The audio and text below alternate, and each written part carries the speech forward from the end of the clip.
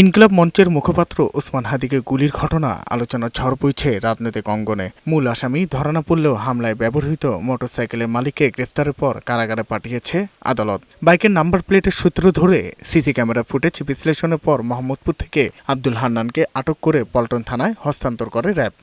হাদিকে হত্যা চেষ্টার সন্দেহভাজন ফয়সাল করিম মাসুদ ওরফে দাউদ খান দেশেই আছে বলে জানিয়েছে ডিএমপি। শেরপুরের নলিতাবাড়ি এলাকায় অভিযান পরিচালনা করে সীমান্ত দিয়ে লোক পারাপার যারা করে এই জড়িত সন্দেহে আমরা দুইজনকে গ্রেফতার করতে সক্ষম হয়েছি। সন্দেহভাজন ব্যক্তিরা যেন সীমান্ত পার না হতে পারে সেজন্য তাদের পাসপোর্ট সংগ্রহ করে পাসপোর্ট ব্লক করে দেওয়া হয়েছে।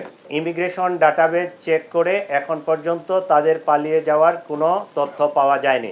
দাউদ খান ও তার আইটি প্রতিষ্ঠান অ্যাপল সফট আইটি লিমিটেড এবং পরিবারের সদস্যদের সব ব্যাংক হিসাব জব্দ করেছে এনবিআর।